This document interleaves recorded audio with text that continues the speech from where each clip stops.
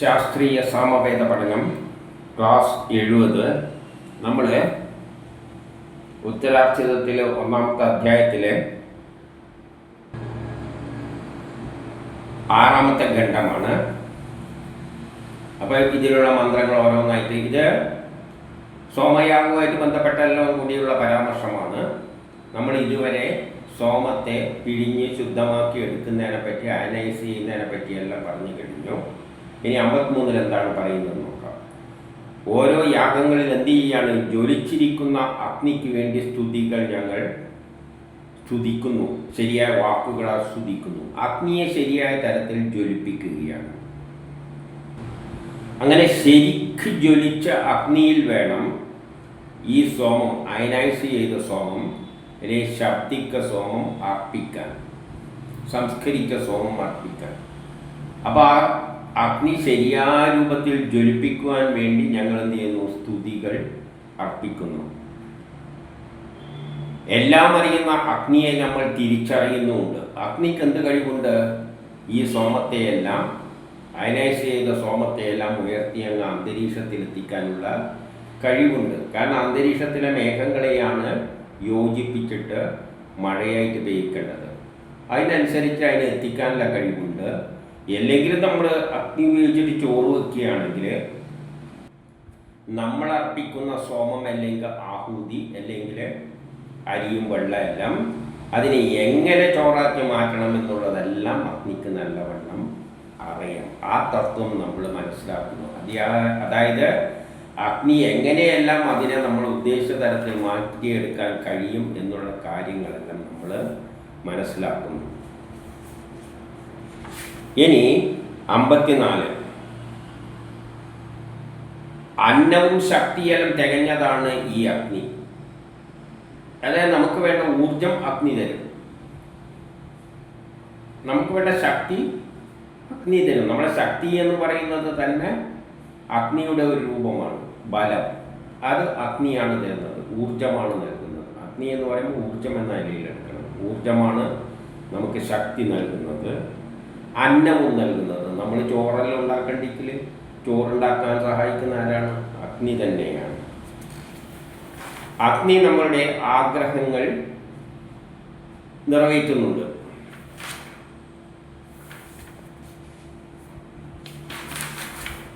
അഗ്നി ഞങ്ങളെ ആഗ്രഹിക്കുന്നുണ്ട്. നമ്മുടെ പ്രവർത്തനങ്ങളെയും അഗ്നി, നമ്മൾ അങ്ങോട്ട് അഗ്നിയെ സമീപിക്കണമെന്ന താല്പര്യം അഗ്നിക്കുമുണ്ട്. അപ്പം അഗ്നിക്ക് കത്തണമെന്നുണ്ട്, അതിന് ആഗ്രഹമുണ്ട്. പക്ഷേ പെട്രോൾ കിട്ടിക്കഴിഞ്ഞാൽ ഒന്ന് കത്തിക്കളയായിരുന്നു എന്നുള്ള മോഹം അഗ്നിക്കുണ്ട്. അപ്പം നമ്മളത് കൊടുത്താൽ മതി, അഗ്നി കത്തിച്ചോളും. അപ്പോൾ അഗ്നിക്കും ആഗ്രഹമുണ്ട് നമ്മൾ എന്തെങ്കിലും കർമ്മങ്ങളെല്ലാം അഗ്നിയുടെ അടുത്ത് പോയിട്ട് ചെയ്യണമെന്ന്. അതിനുവേണ്ടി കാത്തിരിക്കുകയാണ്. അതുകൊണ്ടല്ലേ പെട്രോളുമായിട്ട് തീൻ്റെ അടുത്ത് അഗ്നിയുടെ അടുത്ത് പോയാൽ മതി, കയറി തീ പിടിച്ചു കളയും. അത് ആഗ്രഹം കൊണ്ടിരിക്കുകയാണ്, നമ്മളൊന്ന് ചെന്നാൽ മതി. ദേവതകൾക്ക് ഹവിസർപ്പിക്കുക കൊണ്ടെത്തിക്കുന്നതും അഗ്നിയാണ്. ദേവതകൾക്ക് എന്ന് പറഞ്ഞാൽ മേഘത്തിലുള്ള ദേവതയാരാണ്? ഇന്ദ്രൻ. മഴ പെയ്യിപ്പിക്കാൻ വേണ്ടിയിട്ട് മേഘങ്ങളെ കൂട്ടി യോജിക്കുന്നില്ല. അപ്പം കുറച്ച് സോമമാട എത്തിക്കുകയാണെങ്കിൽ, അയനൈസ് ചെയ്ത സോമമാട എത്തിക്കുകയാണെങ്കിൽ അഗ്നി ഇന്ദ്രൻ അതിനെ കൂട്ടിച്ചേർത്തോളും. അപ്പം ആ ഇന്ദ്രൻ ആഗ്രഹിക്കുന്ന ഇന്ദ്രൻ്റെ അടുത്തേക്ക് ഹവിസ് എത്തിക്കാനുള്ള കഴിവ് എന്തുണ്ട്? അഗ്നിക്ക് ഉണ്ട്. അങ്ങനെയുള്ള അഗ്നിക്കാണ് നമ്മൾ ഹവിസ് അർപ്പിക്കുന്നത്. ഈ സോമമെല്ലാം ഇടിച്ച് പിഴിഞ്ഞിട്ട് അഗ്നിക്ക് നമ്മൾ അർപ്പിക്കുകയാണ്. നമുക്കെന്തറിയണം? ഈ അഗ്നിക്ക് അത് ഇന്ദ്രന് എത്തിച്ചു കൊടുക്കാൻ, ആകാശത്തിൽ മേഘങ്ങളുടെ ഇടക്ക് ഈ സോമത്തെ എത്തിച്ചു കൊടുക്കാൻ, അവിടെയാണ് ഇന്ദ്രൻ ഇരിക്കുന്നത്. അതിന് മേഘങ്ങളെ യോജിപ്പിക്കാൻ. ഇതവിടെ എത്തിക്കഴിഞ്ഞാൽ പെട്ടെന്ന് മേഘങ്ങൾ യോജിച്ച് മഴയായിട്ട് പെയ്യും. അപ്പം ദേവന്മാർക്ക് എത്തിച്ചു കൊടുക്കാനുള്ള കഴിവ് അഗ്നിക്കുണ്ട്. അതിന് അറിഞ്ഞുകൊണ്ട് തന്നെയാണ് നമ്മൾ ഹവിസ് അഗ്നിക്ക് അർപ്പിക്കുന്നത്. ആ അഗ്നി തന്നെയാണ് പോരാട്ടത്തിൽ സംരക്ഷകരായി, നമ്മുടെ രക്ഷക്കായിട്ട് പോരാട്ടത്തിൽ. അവിടെ ഒരു പോരാട്ടമാണ് നടക്കുന്നത്, എവിടെയും പോരാട്ടമാണ് നടക്കുന്നത്. ആകാശത്തിലും മേഘങ്ങൾ കൂടിച്ചേർന്നതിനൊരു തടസ്സം അവിടെ നിൽക്കുന്നുണ്ട്. ആ തടസ്സത്തെ മാറ്റുക, അതാണ് പോരാട്ടം. ആ പോരാട്ടത്തിലൂടെയാണ് രണ്ടിനെയും കൂട്ടി ചേർക്കുന്നത്. അപ്പോഴാണ് ഇടി മിന്നലും എല്ലാം ഉണ്ടാകുന്നത്. ആ പോരാട്ടത്തിൻ്റെ ഫലം എന്ന് വേണമെങ്കിൽ പറയാം. അങ്ങനെയാണ് നമുക്ക് അഭിവൃദ്ധി ഉണ്ടാകേണ്ടത്. അങ്ങനെ പറ്റുമ്പോൾ മഴയായിട്ട് പെയ്യും, നമുക്ക് മഴ കിട്ടിക്കഴിഞ്ഞാൽ സമൃദ്ധി ഉണ്ടാകും. നമ്മുടെ പുത്രന്മാരുടെ നാഥനായിരിക്കേണ്ടതും അഗ്നി തന്നെയാണ്. നമ്മുടെ പുത്രന്മാരുടെ നാഥൻ, പുത്രന്മാരെ നയിക്കുന്നതും എല്ലാം അഗ്നി തന്നെയാണ്. പുത്രന്മാർ ജീവിക്കട്ടിക്ക് ശരീരത്തിന് ആ ചൂട് കൊടുക്കണം. ആ ചൂട് കുറഞ്ഞു പോയാൽ ആ കുട്ടി നമ്മൾ അടക്കം തൊട്ട് നോക്കും. പനി കൂടിപ്പോയിട്ടുണ്ടോ അല്ല കുറഞ്ഞു പോയിട്ടുണ്ടോ, അതായത് തണുത്തു പോകുന്നുണ്ടോ എന്നെല്ലാം നോക്കും കുട്ടീനെ. കാരണം അഗ്നിയാണ് അതിനെ സംരക്ഷിക്കുന്നത്. ഗർഭപാത്രത്തിൽ കുട്ടീനെ എടുത്ത് വെളിയിലേക്ക് തള്ളി കൊണ്ടുവരുന്നതും അഗ്നിയാണ്. അഗ്നി എന്ന് പറഞ്ഞാൽ ഊർജമാണ്. ആ കോശങ്ങളിൽ സങ്കോച വികാസങ്ങൾ ഉണ്ടാക്കിയിട്ടാണ് കുട്ടീനെ പുറത്തേക്ക് തള്ളുന്നത്. അപ്പോൾ എല്ലാം അഗ്നി തന്നെയാണ്, ഊർജമാണ്. ഇനി 55 അതുകൊണ്ട് അഗ്നിദേവനോട് പറയാണ് നമ്മളെ സ്തുതികൾ കേട്ടിട്ട് വരിക. നമ്മൾ സ്തുതിച്ചാലേ വരുള്ളൂ. എന്താണ് സ്തുതി? സയൻസിൻ്റെ അടിസ്ഥാനത്തിൽ വിളിച്ചാലേ അഗ്നി വരുള്ളൂ. സയൻസിൻ്റെ അടിസ്ഥാനത്തിൽ എന്താണ്? വെടിക്കോപ്പിൽ തീ തട്ടിയാൽ പൊട്ടിത്തെറിക്കും, അതാണ് സയൻസ്. ആ സയൻസിൻ്റെ അടിസ്ഥാനത്തിൽ വിളിച്ചു കഴിഞ്ഞാൽ പൊട്ടിത്തെറിക്കും. അല്ലാതെ അതിൻ്റെ അകത്ത് വെടിമരുന്ന് നിറയ്ക്കാതെ ഒരു പടക്കം ഉണ്ടാക്കിയിട്ട് അതിൻ്റെ അകത്ത് ഗോതമ്പ് പൊടി നിറച്ചിട്ട് അഗ്നി പോകുന്ന പൊട്ടിത്തെറിക്കുക പടക്കത്തിൻ്റെ രൂപത്തിൽ ഉണ്ടാക്കിയിട്ട് അതിൻ്റെ അകത്ത് പൊടിമണൽ അല്ലെങ്കിൽ ഗോതമ്പ് പൊടി അല്ലെങ്കിൽ വേണ്ട പൊടി മറ്റേ മണ്ണെടുത്ത് നിറച്ച് വെച്ചിട്ട് പടക്ക രൂപത്തിൽ ഉണ്ടാക്കിയിട്ട് അഗ്നിയൊന്നും ഇത് പൊട്ടിത്തെറിക്കുന്ന അഗ്നി പൊട്ടിത്തെറിക്കൊന്നുമില്ല. അത് സയൻസിൻ്റെ അടിസ്ഥാനത്തിൽ വിളിക്കണം. അപ്പോൾ അല്ലയോ അഗ്നിദേവ, സ്തുതികൾ സ്വീകരിച്ച് നമ്മളുടെ അടുത്തേക്ക് വരിക. അങ്ങേക്ക് വേണ്ടിയിട്ടാണ് നമ്മൾ ഈ സ്തുതിഗീതങ്ങൾ അർപ്പിക്കുന്നത്. പ്രധാനപ്പെട്ട ഗീതങ്ങളെല്ലാം ശാസ്ത്ര തത്വങ്ങളെല്ലാം അങ്ങേക്ക് വേണ്ടിയാണ് അർപ്പിക്കുന്നത്. ശാസ്ത്രത്തിൻ്റെ അടിസ്ഥാനത്തിൽ അർപ്പിക്കണം. നല്ല ശാസ്ത്രത്തിൻ്റെ അടിസ്ഥാനത്തിൽ ചെയ്തു കഴിഞ്ഞാൽ അഗ്നി പെട്ടെന്ന് അത് സ്വീകരിക്കും. ഉദാഹരണമായിട്ട് കടയിൽ നിന്ന് പടക്കം വാങ്ങി കൊണ്ടുവന്നു കഴിഞ്ഞാൽ നമ്മളെല്ലാം പണ്ട് ചെയ്യുമായിരുന്നു. എന്താ ചെയ്യാന്ന് വെച്ചാൽ ചെറുതിൽ ഈ വാങ്ങിയ പടക്കം പകൽ കൊണ്ടുപോയിട്ട് വെയിലത്ത് വെക്കും ഉണങ്ങാൻ വേണ്ടിയിട്ട്. അപ്പം നല്ലോണം ഉണങ്ങിയാൽ തീ കൊടുത്താൽ പെട്ടെന്ന് പൊട്ടും. അല്ല വാങ്ങിയിട്ട് കൊണ്ട് മൂലക്ക് വെച്ചിട്ട് 2 ദിവസം കഴിഞ്ഞിട്ട് പൊട്ടിക്കാന്ന് പറഞ്ഞാൽ ചിലപ്പോൾ പൊട്ടിയില്ലാതെ വരും. എന്നിട്ട് വാങ്ങിയാലും വെയിലത്ത് കൊണ്ടുപോയി ഒന്ന് ഉണക്കും. അപ്പോൾ അത് ശാസ്ത്രമാണ്, സയൻസാണ്. അപ്പോൾ ഞങ്ങൾ സ്തുതിഗീതങ്ങൾ അർപ്പിക്കുകയാണ്. അത് മാത്രമല്ല, സോമത്താൽ വളരുന്ന അങ്ങ് സോമത്താലാണ് വളരുക. സ്തുതിച്ചുകൊണ്ട് സോമം കൊടുക്കുമ്പോൾ അങ്ങ് വളരും. അങ്ങ് വളരുമ്പോൾ ഉദാഹരണമായിട്ട് അരി കൊടുത്തു കഴിഞ്ഞാൽ അതിൻ്റെ അകത്ത് അഗ്നി വളരും. ആ സോമത്തിൻ്റെ, അതുകൊണ്ടാണ് സോമത്തിൻ്റെ അരിയുടെ വലിപ്പം വലുതായിട്ട് വരുന്നതെന്ന് വേണമെങ്കിൽ പറയാം. അതായത് അങ്ങ് വളരുന്ന പറഞ്ഞാൽ അതിൻ്റെ മഹാനായി മാറിയിട്ട് അങ്ങ് ഈ അരി എന്ത് ചെയ്യും, വിലയുള്ള ചോറാക്കിയിട്ട് മാറ്റും.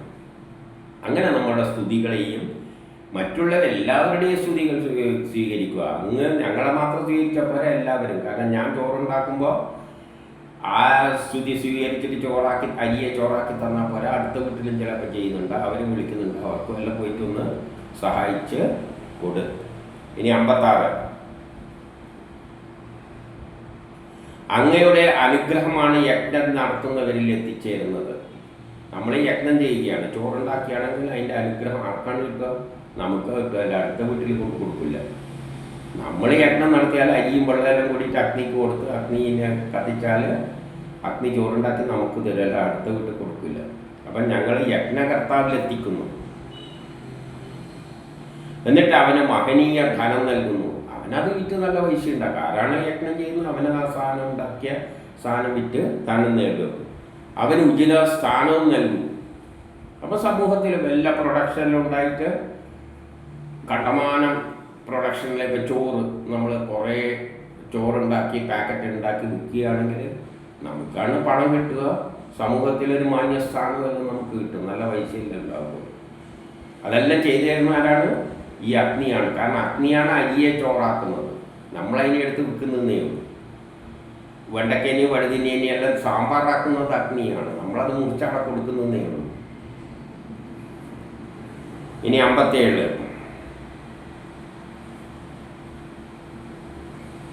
അഗ്നിദേവന്റെ തേജസ് ഒരിക്കലും നമ്മളെ കണ്ണിൻ്റെ തേജസ്സിനെ നശിപ്പിക്കുന്നരുത്. കാരണം ഈ അഗ്നി എന്നത് സൂര്യനിൽ നിന്നുള്ള പ്രകാശം ആണ് നമുക്ക് കണ്ണിന് കാഴ്ച നൽകുകയെങ്കിലും ജ്യോതിഷത്തിൽ സൂര്യൻ കുറച്ച് മോശമായി നിൽക്കുമ്പോൾ എന്ത് പറ്റുമെന്ന് വെച്ച് കഴിഞ്ഞാൽ നമ്മുടെ കണ്ണിൻ്റെ കാഴ്ചയിലും ചിലപ്പോൾ കുറഞ്ഞു പോകും, കണ്ണട വെക്കേണ്ടി വരും. അപ്പം ജാതകത്തിൽ സൂര്യനാണ് കാഴ്ച ശക്തി, സൂര്യനാണ് അഗ്നിയുടെ പ്രതീകം, സ്രോതസ്.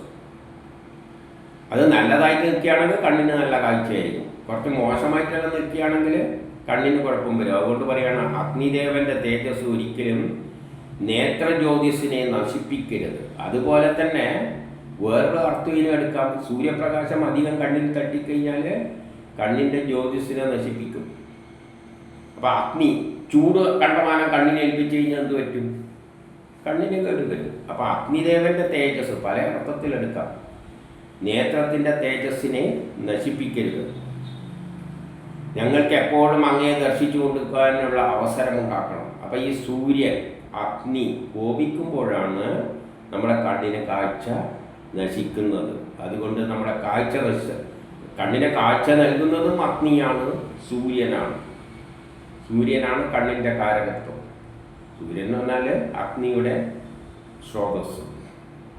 അപ്പം നിന്നെ എപ്പോഴും ദർശിക്കുവാനുള്ള കഴിവ് നമുക്ക് ഉണ്ടാക്കണം. അത് നീ നിരസിക്കരുത്.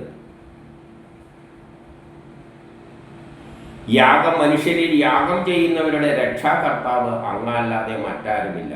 നമ്മളെ രക്ഷിക്കുന്ന ആരാണ്? നമ്മളെന്തെങ്കിലും കർമ്മം ചെയ്തു കഴിഞ്ഞാൽ നമ്മൾ രക്ഷപ്പെടും.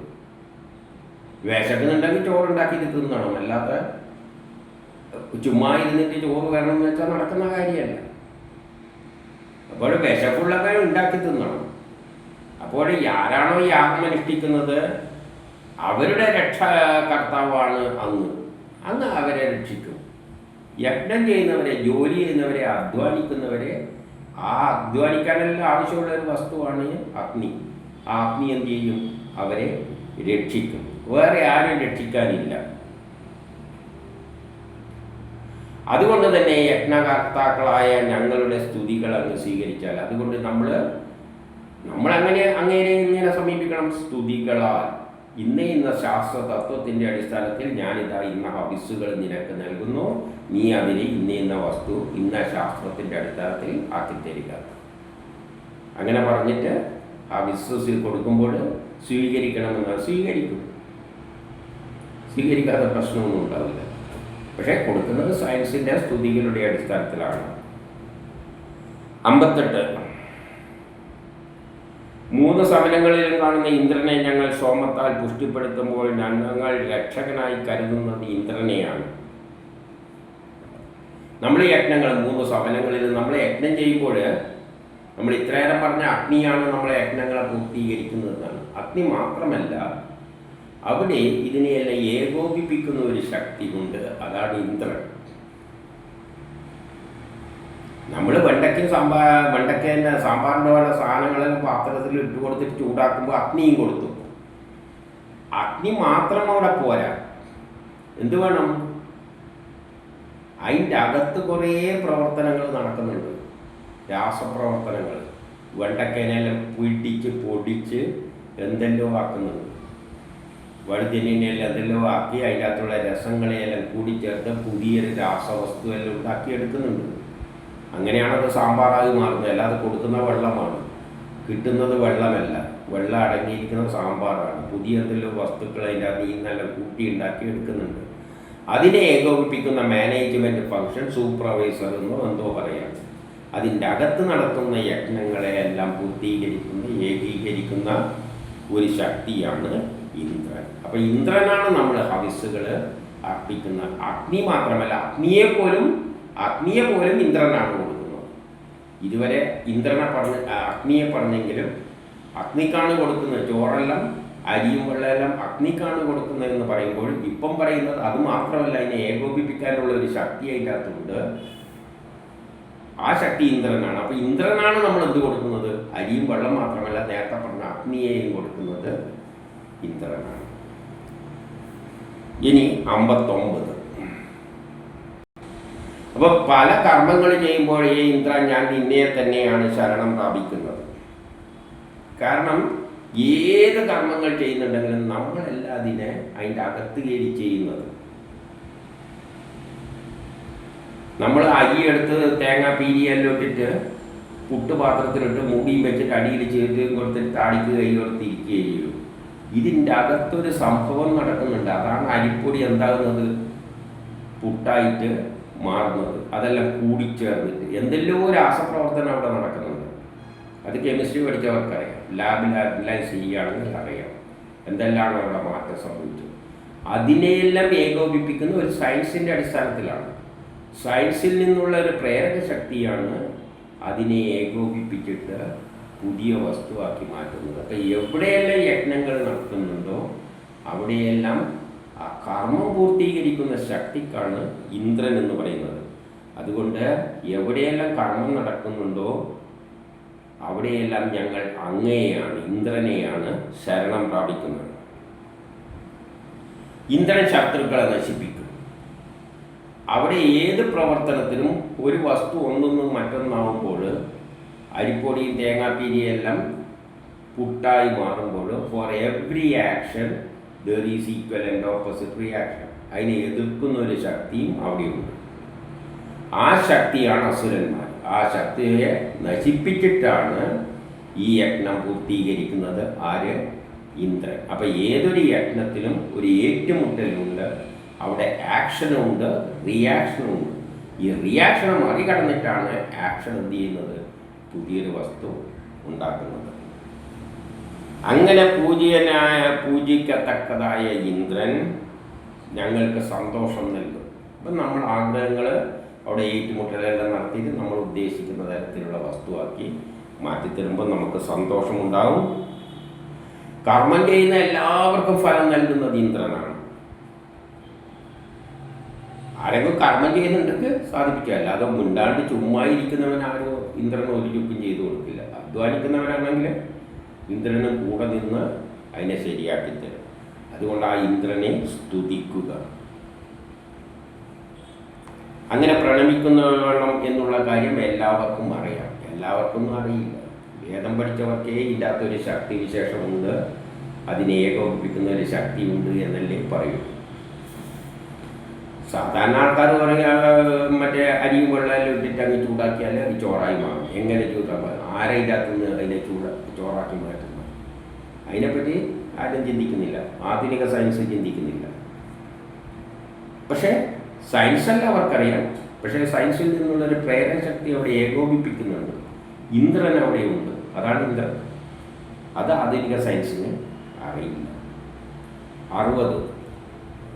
അതുകൊണ്ട് ഇന്ദ്രൻ എന്താണ്? സ്തുതിക്ക് യോഗ്യനാണ്. ഞാൻ നിന്നെ സ്തുതിക്കുന്നു.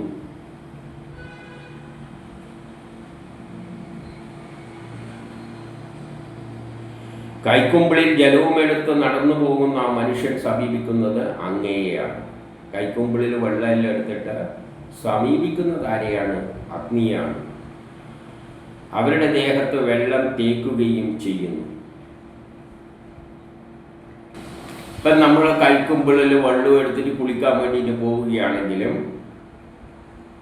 നമ്മൾ ഈ വെള്ളം കൊണ്ട് എടുത്തിട്ട് തലയിൽ ഒഴിക്കുകയാണ്, അല്ലെങ്കിൽ വെള്ളം എടുത്തിട്ട് കൈ കഴുകുകയാണെങ്കിലും അവിടെ സമീപിക്കുന്നത് അടുത്തുള്ള ആ ഇന്ദ്രനെയാണ്. ഇന്ദ്രൻ തന്നെയാണ് എന്ത് ചെയ്യുന്നത്? ഇപ്പം വെള്ളം എടുത്തിട്ട് നമ്മളിങ്ങനെ ഉരസുമ്പോൾ ആ വെള്ളവും ശരീരത്തിലുള്ള അഴുക്കുകളും കൂടി ചേർന്നിട്ട് വെള്ളത്തിലേക്ക് മാറ്റപ്പെടുന്നുണ്ട്. അവിടെ ഒരു പ്രവർത്തനം നടക്കുന്നുണ്ട്. നമ്മളൊന്നും അറിയാതെ വെള്ളം എടുത്തൊഴിക്കും, ഒന്നും ഉരക്കും. എന്താണ് സംഭവിക്കുന്നത്? ചിലപ്പോൾ സോപ്പും തേക്കും. എന്താണ് സംഭവിക്കുന്നത്? സോപ്പിൽ നിന്നുള്ള പത അതിലുള്ള മാലിന്യങ്ങളെ വലിച്ചെടുക്കുന്ന ഒരു പ്രക്രിയ അവിടെ നടക്കുന്നുണ്ട്. അവിടെ നടക്കുന്ന പ്രവർത്തനങ്ങളെ ഏകോപിപ്പിക്കുന്ന ശക്തിക്കാണ് ഇന്ദ്രൻ എന്ന് പറയുന്നത്. അപ്പോൾ ഇന്ദ്രൻ നമ്മൾ അടുത്ത് തന്നെയുണ്ട്. നമ്മൾ വെള്ളം എടുത്തിട്ടൊന്ന് തലയിൽ ഒഴിച്ച് കഴുകുകയാണെങ്കിലും അവിടെ ഇന്ദ്രനുണ്ട്. മാലിന്യങ്ങളെ വെള്ളത്തിലേക്ക് ട്രാൻസ്ഫർ ചെയ്യിപ്പിച്ചിട്ട് മാറ്റുന്ന പ്രക്രിയയെ ഏകോപിപ്പിക്കുന്ന ശക്തി. അല്ലാതെ നമ്മൾ ഓരോ മാലിന്യവും നോക്കി എടുത്തിട്ട് വെള്ളത്തിൽ ചേർക്കുകയല്ല ചെയ്യുന്നത്. അതെല്ലാം അവിടെ ഒരു ശക്തി ചെയ്യുന്നുണ്ട്. അതാണ് ഇന്ദ്രൻ. ഇനി 61. നദികളാണ്, ഇന്ദ്രനോട് പറയുകയാണ്, നദികളാണ് സമുദ്രജലത്തെ ജലത്താൽ വർദ്ധിപ്പിക്കുന്നത്. നദികളാണ് സമുദ്രത്തിലെ ജലത്തിൻ്റെ നിരപ്പ് ഉയർത്തുന്നത്. അതുപോലെ സ്തോത്രങ്ങളാൽ ശ്രോതാവ് ദിനം പ്രതി അങ്ങയുടെ ശക്തിയെ വർദ്ധിപ്പിക്കുന്നു. അപ്പോൾ യജ്ഞം ചെയ്യുന്നവർ സയൻസിൻ്റെ അടിസ്ഥാനത്തിലാണ് അങ്ങയുടെ ശക്തി വർദ്ധിപ്പിക്കുന്നത് ദിനം പ്രതി. ഇപ്പം വെള്ളവും അരിയും പാത്രത്തിലിട്ട് ചൂടാക്കിയാൽ ചോറാകും. ഇന്ദ്രനാണ് ചൂടാക്കുന്നത്, കുറേ പാടുപെട്ടിട്ടാണ് ചൂടാക്കുന്നത്. നേരെ മറിച്ച് നല്ല സ്തുതി ഉപയോഗിച്ചിട്ട് പ്രഷർ കുക്കറിലിട്ടിട്ട് ഒന്ന് ചൂടാക്കിയാണെങ്കിൽ ഇന്ദ്രൻ പെട്ടെന്ന് ചോറാക്കി തരും. ഇന്ദ്രൻ വളരെ എളുപ്പമാണ് പ്രഷർ കുക്കറിലാണെങ്കിൽ. അപ്പം നമ്മൾ പുതിയ പുതിയ സ്തോത്രങ്ങളാൽ അങ്ങേ ദിവസവും സമീപിക്കുകയാണ്, പുതിയ പുതിയ ശാസ്ത്രതത്വങ്ങളാൽ അങ്ങേ സമീപിക്കുമ്പോൾ അങ്ങേരെ നമ്മൾ ആഗ്രഹം പെട്ടെന്ന് സാധിപ്പിക്കുന്നത്. ഇനി 62 പറഞ്ഞ ഉടൻ തന്നെ നമ്മളൊരു സ്തുതി അർപ്പിച്ച ഉടൻ തന്നെ ഇന്ദ്രൻ എന്ത് ചെയ്യും? അതിൻ്റെ കുതിരകളെയും കെട്ടിട്ട് രഥത്തെ നുകം ചേർക്കുന്നു. ചാടിപ്പിടിച്ചിട്ട് ഇന്ദ്രൻ വരും. നല്ല സയൻസിൻ്റെ അടിസ്ഥാനത്തിൽ ചെയ്തു കഴിഞ്ഞാൽ ഇന്ദ്രൻ പെട്ടെന്ന് അദ്ദേഹത്തിൻ്റെ രഥത്തിലേറിയിട്ട് കുതിര എന്ന് പറഞ്ഞാൽ ശക്തി ബലമായിട്ട് എടുക്കണം. അപ്പം നമ്മൾ പ്രഷർ കുക്കറിൽ അരിയിടുകയാണെങ്കിൽ പെട്ടെന്ന് അരി വേവ് എന്ത് ചെയ്യും? ഇന്ദ്രൻ പെട്ടെന്ന് അവിടെ കയറ്റി ചേർന്നിട്ട് അതിനെ ഇടിച്ച് പൊളിച്ച് നല്ല പദമുള്ള ചോറാക്കിയിട്ട് പെട്ടെന്ന് തരും. അപ്പം പെട്ടെന്ന് പറഞ്ഞ ഉടൻ, സ്തുതി അർപ്പിച്ച ഉടൻ തന്നെ ഇന്ദ്രൻ അശ്വങ്ങളെ, കുതിരകളെ ആ ശക്തിയോടുകൂടി വന്നിട്ട് നുകത്തെ പേറുന്നു. ഇന്ദ്രസ്ഥാനത്തെത്തുന്ന ഹരികളെന്ന കുതിരകളെ സ്തോതാവ് സ്തോത്രത്താൽ ചേർത്തിണക്കുകയും ചെയ്യുന്നു. അപ്പോൾ ഈ സ്തുതികൾ കുതിരകളെയാണ് അദ്ദേഹത്തിൻ്റെ രഥത്തിൽ നല്ല പച്ച കുതിരകളെ പിടിപ്പിക്കുകയാണ് എന്ന് പറഞ്ഞു കഴിഞ്ഞാൽ, നല്ല സയൻസ് ഉപയോഗിച്ച് കഴിഞ്ഞാൽ ശക്തി കൂടും, കുതിര ശക്തി കൂടും, ഇന്ദ്രൻ്റെ കുതിരകൾക്ക് ശക്തി കൂടും, രഥത്തിൽ കെട്ടിയിരിക്കുന്ന കുതിരകൾക്ക് ശക്തി കൂടും നല്ല സ്തുതി കൊടുത്തു കഴിഞ്ഞാൽ. സ്തുതി എന്ന് പറഞ്ഞാൽ നല്ല ശാസ്ത്രതത്വത്തിൻ്റെ അടിസ്ഥാനത്തിൽ. അതാണ് പ്രഷർ കുക്കറിൽ സംഭവിക്കുന്നത്. സാധാരണ പാത്രത്തിൽ അരിയിട്ട് ചൂടാക്കിയാണെങ്കിൽ അതിൻ്റെ അകത്തുള്ള കുതിര ശക്തി കുറവാണ്, ഇന്ദ്രൻ്റെ കുതിരകൾക്ക് ശക്തി കുറവാണ്. മെല്ലനെ യുദ്ധം ചെയ്ത് അരിനെ പദമാക്കും. നേരെ മറ്റേ പ്രഷർ കുക്കറിലാണെങ്കിൽ കുതിരകൾക്ക് ശക്തി കൂടും, പെട്ടെന്ന് തന്നെ അതിനെ ചോറാക്കി മാറ്റും. അങ്ങനെ അധ്യായം 1 കഴിഞ്ഞു. ഇനി 2